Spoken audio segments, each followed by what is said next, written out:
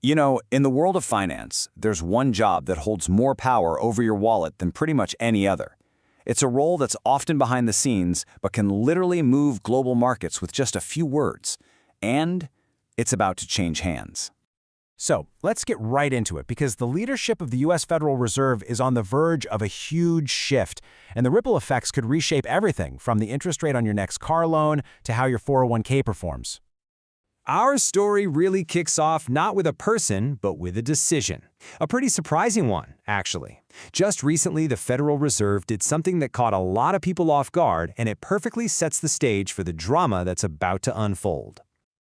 Okay, so picture this. At its meeting on December 10, 2025, the Fed went ahead and cut its main interest rate for the third time in a row. They brought it down to this new target range you see right here. This move was a really clear signal that they were done with the aggressive rate hikes we saw in the past couple of years. But that rate cut? That was only half the story. The Fed also announced two pretty big policy reversals. First, they slammed the brakes on what's called quantitative tightening. That's their program for shrinking their massive pile of assets. Then, they started injecting money back into the system by buying up Treasury bills.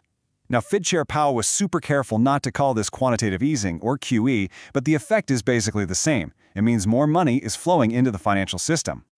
So this raises a huge question, right? Why the sudden pivot to a more dovish or pro-growth stance? And, maybe more importantly, why are financial markets betting that this is just the tip of the iceberg, that even bigger rate cuts are on the way? Well, the answer has less to do with economic data and a whole lot more to do with who's next in line for the top job.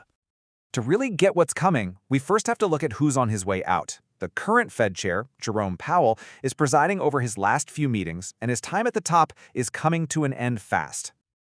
So if you remember, Powell was appointed by President Trump way back in 2017. As you can see here, his term officially ends in May 2026. That's just a few months away. The clock is really ticking on what's been a pretty wild ride for monetary policy. And this quote, this gets right to the heart of the political pressure that's been building in the background. President Trump has been incredibly vocal about wanting lower interest rates. He's openly criticized Powell for not cutting them faster and further, and he's made it crystal clear he wants a Fed chair who sees things his way. So here's the bottom line. The Fed's own projections, what they call their dot plot, suggest maybe one more tiny rate cut in 2026. But the market is pricing in way more aggressive cuts. That huge gap isn't a bet on Jerome Powell suddenly changing his mind, it's a bet on his replacement. Okay, so with the stage set, a leading candidate has started to emerge from the pack. And if the prediction markets are anything to go by, he's looking like a shoo-in to take over the world's most influential central bank. So let's meet Kevin Hassett. Right now, he's a top economic advisor to President Trump, but his resume goes deep. We're talking a PhD in economics, he's a former senior economist at the Fed itself, and he's got close ties to both conservative think tanks and, pretty interestingly, the crypto world as an advisor to Coinbase. And look, this isn't just guesswork. Prediction markets, which are often scary accurate, show just how much of a favorite he is. They're giving Hassett a whopping 74% chance of being the next nominee. That just blows other contenders like former Fed Governor Kevin Warsh right out of the water. And this policy debate between the top two guys really shows you the two very different paths we could go down. Hassett is all about aggressive rate cuts to juice the economy, faster and bigger, as he's put it. Warsh, on the other hand, has a different take. He argues that new tech, like AI, will naturally push inflation down, which gives the Fed room to cut rates without the risk of the economy overheating. So this potential change in leadership isn't just about different economic models. It really gets at a fundamental question at the very core of the Federal Reserve's identity, its independence from political pressure. For decades, the Fed's credibility has been built on this one idea. The thinking is, to keep inflation under control and make the tough calls for the long-term health of the economy, the central bank has to be walled off from the short-term goals of politicians. Now, it's really important to remember that the Fed chair isn't some kind of economic dictator. They're just one vote on a 12-member committee.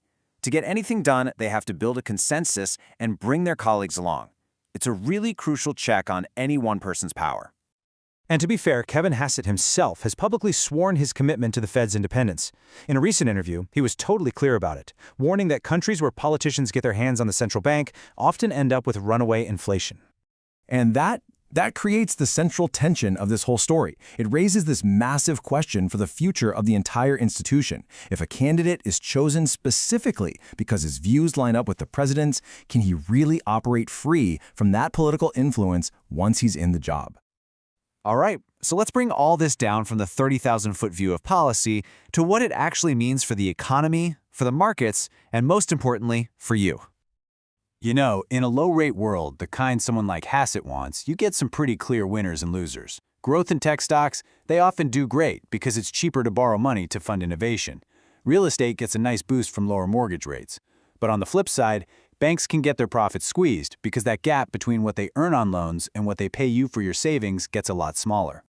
At the end of the day, this is not just some abstract economic debate.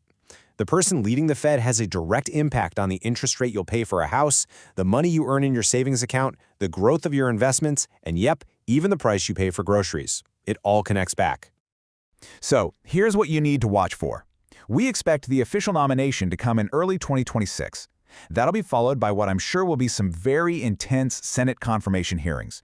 Then, by May, the new leadership will be in place, and a whole new chapter for the U.S. economy is going to begin. And that leaves us with the final, big question hanging over everything. As this all plays out, the direction of the world's biggest economy hangs in the balance. Is its path going to be guided by the cold, hard numbers of economic data, or will it bend to the will of political pressure? The answer to that is going to define the next era of finance.